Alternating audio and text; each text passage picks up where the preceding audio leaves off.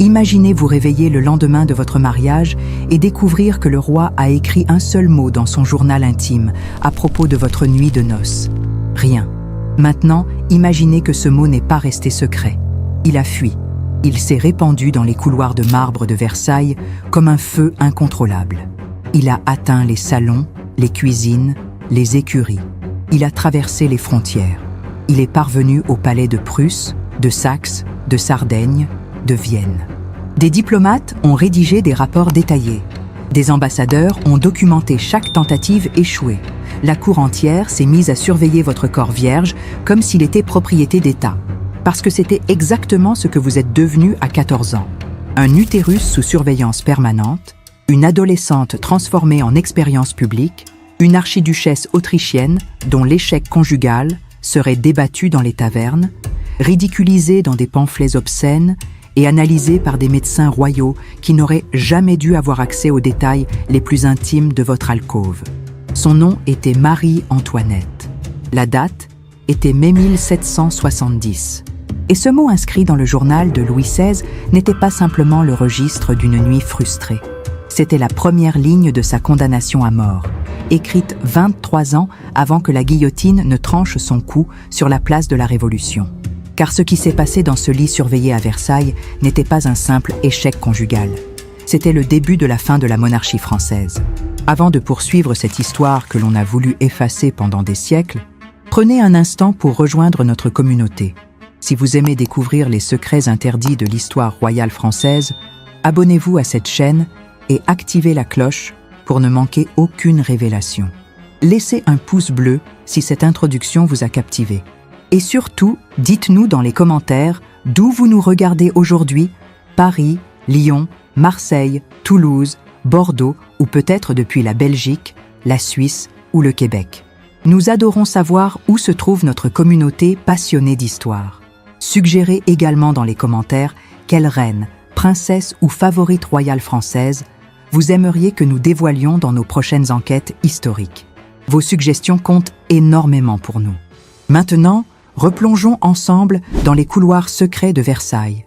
La France de 1770 sortait épuisée de la guerre de 7 ans. Cette guerre désastreuse avait vidé les caisses royales et coûté à la couronne la quasi-totalité de son empire colonial. Le royaume de Louis XV avait perdu le Canada, la Louisiane et ses territoires en Inde face à l'Angleterre triomphante. Pour survivre dans l'échiquier européen réorganisé, la monarchie française avait besoin d'alliances solides. C'est ainsi qu'en 1756, un renversement diplomatique historique bouleversa 3 siècles d'hostilité. La France signa une alliance avec son ennemi héréditaire, l'Empire des Habsbourg d'Autriche. Cette alliance devait être scellée dans le sang et dans le lit. Le mariage entre le futur Louis XVI et l'archiduchesse Marie-Antoinette d'Autriche n'était pas une histoire d'amour. C'était un traité vivant entre 2 dynasties qui s'étaient combattues depuis le XVIe siècle. Dans cette France d'Ancien Régime, la monarchie reposait sur un principe absolu, la continuité dynastique. Un roi sans héritier mâle plongeait le royaume dans le chaos. La succession passait par le corps féminin, transformé en instrument politique. Les mariages royaux étaient des contrats où l'intimité conjugale devenait affaire d'État, où la virginité se vérifiait, où la consommation du mariage se documentait, où chaque détail de l'alcôve royale appartenait au domaine public. Marie-Antoinette arriva à Versailles dans ce contexte impitoyable. Elle avait 14 ans, lui 15. Marie-Antoinette Joseph Jeanne de Habsbourg-Lorraine était la 15e enfant de l'impératrice Marie-Thérèse d'Autriche et de l'empereur François Ier du Saint-Empire. Élevée dans le luxe du palais de Schönbrunn à Vienne, elle avait reçu une éducation superficielle centrée sur l'apparence, la danse et les bonnes manières plutôt que sur la politique ou les langues. Sa mère l'avait préparée uniquement pour une mission, séduire la cour française et produire des héritiers bourbons avec du sang Habsbourg. Louis-Auguste, duc de Berry, était le petit-fils de Louis XV. Orphelin de mère à 13 ans, élevé par un père distant mort prématurément, il grandit dans l'ombre écrasante de son frère aîné, le dauphin brillant et charmant décédé à 9 ans. Le garçon qui survécut était timide, gauche, maladroit en société. Il préférait la solitude de ses ateliers où il pratiquait la serrurerie et l'horlogerie plutôt que les intrigues de Versailles. Il aimait la chasse, la géographie et les cartes. Les femmes le terrifiaient. Son éducation religieuse stricte lui avait inculqué la peur du péché et de la chair. Ces deux adolescents inexpérimentés, presque enfants, furent mariés le 16 mai 1770 dans la chapelle royale de Versailles devant 6000 invités. Leur union devait sauver 2 dynasties. Elle allait les détruire toutes les 2. Ce que peu de gens comprennent aujourd'hui, c'est qu'au XVIIIe siècle, la nuit de noces royales n'appartenait pas aux époux. Elle appartenait à l'État. Le protocole de Versailles prévoyait une mise en scène minutieuse, transformant l'intimité conjugale en cérémonie publique. Après le banquet fastueux célébrant les noces, la cour entière accompagna les jeunes mariés jusqu'à la chambre nuptiale. L'archevêque de Reims bénit le lit baldaquin. Louis XV lui-même remit la chemise de nuit à son petit-fils devant l'assistance. La duchesse de Chartres exécuta le même geste rituel avec Marie-Antoinette. Les courtisans observèrent chaque détail, chaque geste, chaque regard échangé entre les adolescents. Puis les lourds rideaux du baldaquin se refermèrent. Le silence tomba. La cour attendit. Cette attente ne dura qu'une nuit. Elle allait se prolonger 2555 nuits, car dès le lendemain matin, les dames de compagnie examinèrent les draps. Aucune trace de sang, aucune preuve de défloration. Le médecin royal fut convoqué. Il examina la dauphine. Elle était intacte, vierge, inviolée. Le scandale commença à enfler dans les antichambres dorées de Versailles. Les ambassadeurs étrangers postés à la cour française avaient pour mission de surveiller la santé dynastique de la monarchie. Ils rédigèrent des rapports secrets envoyés à leurs souverains respectifs. Le comte d'Aranda, ambassadeur d'Espagne, écrivit à Madrid que le dauphin souffrait d'une malformation physique empêchant la pénétration. Il détailla dans sa correspondance diplomatique que le prépuce du prince était si serré qu'il ne pouvait se rétracter lors de l'érection, causant une douleur vive qui obligeait Louis-Auguste à se retirer avant toute consommation. Cette information médicale intime circula bientôt dans toutes les chancelleries européennes. La phimose du futur roi de France devint un secret d'État connu de tous. Marie-Antoinette se retrouva prisonnière d'un corps qui ne lui appartenait plus.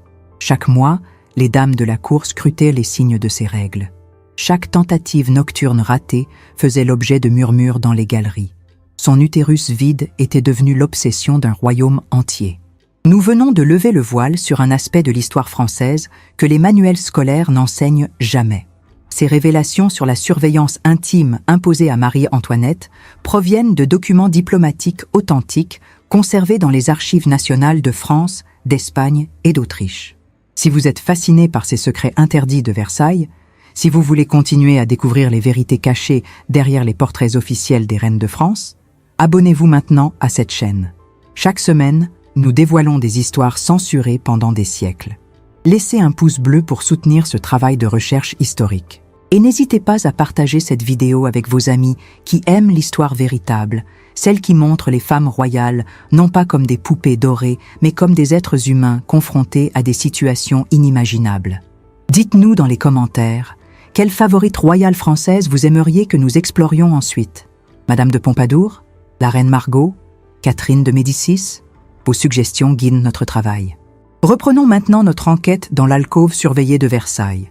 Les tentatives se répétaient nuit après nuit dans un rituel d'échecs devenu routine.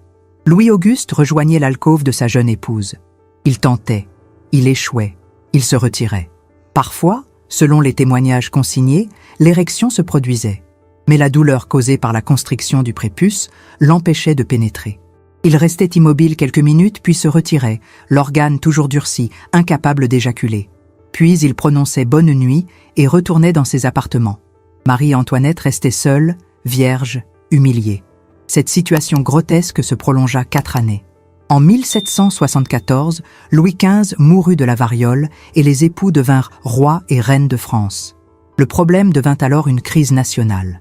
L'impératrice Marie-Thérèse écrivait depuis Vienne des lettres désespérées à sa fille, la pressant de séduire son mari, de l'encourager à consulter des chirurgiens. Dans une correspondance datée de 1775, Marie-Antoinette confia à sa mère qu'elle travaillait à convaincre Louis de subir la petite opération dont elles avaient déjà discuté. Mais le roi refusait obstinément. Sa peur du bistouri dépassait son désir conjugal. Pendant ce temps, dans les rues de Paris, des pamphlets obscènes circulaient librement. Ils représentaient le roi en personnage impuissant, ridicule, incapable de satisfaire sa belle épouse autrichienne. Ces libelles attaquaient directement la virilité royale et, par extension, la légitimité même du pouvoir monarchique. Un souverain incapable de procréer était perçu comme un souverain faible. En avril 1777, 7 années après les noces, l'empereur Joseph II, frère aîné de Marie-Antoinette, se rendit à Versailles. Il interrogea personnellement sa sœur et son beau-frère sur leur intimité conjugale. Dans une lettre extraordinaire adressée à son frère Léopold, Joseph décrivit avec une précision clinique ce que Louis lui avait confessé. Le roi avait des érections normales et vigoureuses. Il introduisait son membre. Mais il demeurait immobile environ 2 minutes sans effectuer aucun mouvement de va-et-vient. Puis il se retirait sans jamais éjaculer, toujours en érection, et s'endormait. Joseph conclut que le problème n'était pas uniquement physique, mais également lié à une ignorance complète de la mécanique sexuelle. Personne n'avait enseigné à ses enfants royaux comment fonctionnait l'acte charnel. 3 mois après cette visite impériale, en juillet 1777, un miracle se produisit. Marie-Antoinette écrivit à sa mère une lettre débordante de soulagement et de joie. Depuis 8 jours, le mariage était parfaitement consommé. L'épreuve s'était répétée, et même de façon plus complète que la première fois. Elle n'était pas encore enceinte, mais elle avait désormais l'espoir de le devenir. Les historiens débattent encore aujourd'hui sur ce qui permit ce déblocage soudain. Certains affirment que Louis XVI se soumit finalement à une intervention chirurgicale pour corriger sa phimose, bien qu'aucun document médical ne confirme formellement cette opération. D'autres suggèrent que les conseils de Joseph II suffirent à éduquer le couple sur les mouvements nécessaires à la copulation. Quoi qu'il en soit, après 2555 nuits d'attente, la reine de France cessa d'être vierge. Mais ce soulagement arriva trop tard. Le mal était fait. 7 années d'humiliation publique avaient irrémédiablement détruit la réputation de Marie-Antoinette, avant même qu'elle ne devienne mère. Pendant ces années de stérilité forcée, privée de l'accomplissement de son unique fonction dynastique, la jeune reine s'était réfugiée dans les divertissements. Elle jouait aux cartes jusqu'à l'aube dans la galerie des glaces, transformée en casino. Elle dépensait des sommes extravagantes en robes, coiffures et bijoux commandés à sa modiste Rose Bertin. Elle organisait des fêtes somptueuses au Petit Trianon, son refuge privé loin de l'étiquette étouffante de Versailles. Elle fréquentait le comte de Fersen, jeune noble suédois dont elle tomba amoureuse. Tous ces comportements n'étaient que les symptômes d'une femme brisée, cherchant à combler le vide laissé par un mariage inexistant. Mais la France ne le comprit jamais ainsi. Le peuple affamé voyait une reine autrichienne dépensière, frivole, indifférente à leur misère. Les pamphlets l'accusaient d'adultère, de débauche, de trahison. On l'appelait Madame Déficit. On la surnommait l'autre chienne, un jeu de mots cruel sur autrichienne. Lorsqu'elle donna finalement naissance à sa première fille Marie-Thérèse en décembre 1778, puis au dauphin Louis-Joseph en octobre 1781, les libelles affirmèrent immédiatement que ces enfants n'étaient pas de Louis XVI. Selon l'écrivain Stefan Zweig, les conséquences de cette perturbation matrimoniale atteignirent le champ de l'histoire universelle. La destruction de l'autorité royale ne commença pas avec la prise de la Bastille, mais à Versailles. Dans cette alcôve surveillée où 2 adolescents incapables de consommer leur union scellèrent, sans le savoir, le destin de la monarchie française. L'histoire officielle a longtemps préféré le silence sur cette dimension intime de la chute de la monarchie. Les manuels scolaires français enseignent la Révolution à travers les causes économiques, sociales et philosophiques. Ils parlent de la dette nationale, de la famine, des idées des Lumières, de l'injustice fiscale. Rarement ils mentionnent que l'érosion de l'autorité royale commença dans une chambre à coucher où 2 adolescents furent incapables d'accomplir l'acte qui aurait légitimé leur pouvoir. Pourtant les documents existent. Les lettres de Marie-Antoinette à sa mère, conservées aux Archives nationales d'Autriche, détaillent son désespoir conjugal. Les rapports diplomatiques des ambassadeurs, classifiés pendant des décennies, révèlent comment l'Europe entière suivait l'évolution de cette tragédie intime. Les pamphlets obscènes produits par milliers et distribués clandestinement dans Paris montrent à quel point le peuple français avait connaissance du problème royal et l'utilisait comme arme politique. Cette histoire révèle une vérité universelle sur les structures de pouvoir patriarcales. Le corps féminin dans les dynasties royales n'appartenait jamais à la femme elle-même. Il était propriété d'État, instrument politique, territoire surveillé. Marie-Antoinette ne fut ni la première ni la dernière à subir cette surveillance. Avant elle, toutes les reines de France avaient vécu sous ce contrôle. Après elle, jusqu'à l'effondrement des monarchies européennes au XXe siècle, d'autres femmes royales subiraient le même sort. Mais son cas reste unique par son ampleur et ses conséquences. 7 années de virginité publique transformèrent une archiduchesse autrichienne en bouc émissaire parfait pour toutes les frustrations d'une nation. Lorsque la Révolution éclata en 1789, Marie-Antoinette cristallisait toute la haine populaire. On l'accusa de tous les maux du royaume. Durant son procès en octobre 1793, on l'accusa même d'inceste avec son propre fils, accusation monstrueuse inventée pour justifier sa condamnation. Le 16 octobre 1793, elle monta sur l'échafaud. Elle avait 37 ans. Ses cheveux avaient blanchi durant sa captivité. La foule acclama sa décapitation. Personne ne se souvint alors de l'adolescente de 14 ans, humiliée publiquement pendant 2555 nuits. Personne ne fit le lien entre cette humiliation fondatrice et la haine qui conduisit la lame de la guillotine sur son cou. L'histoire de Marie-Antoinette nous rappelle que derrière chaque portrait officiel de reine, derrière chaque couronne dorée et chaque robe somptueuse, se cachait une femme réelle, confrontée à des réalités que l'on a voulu effacer. Cette investigation historique, basée sur des documents authentiques, révèle comment 3 mm de peau ont changé le cours de l'histoire française.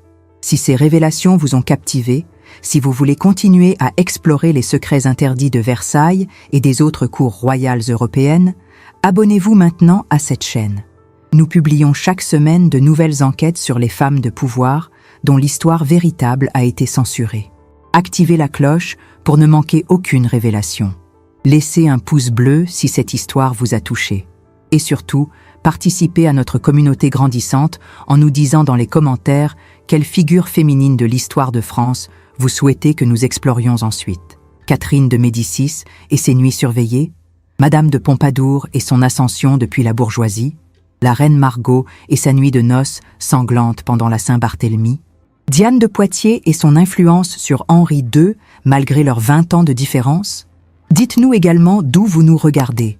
Paris, Marseille, Québec, Bruxelles. Votre présence enrichit notre travail.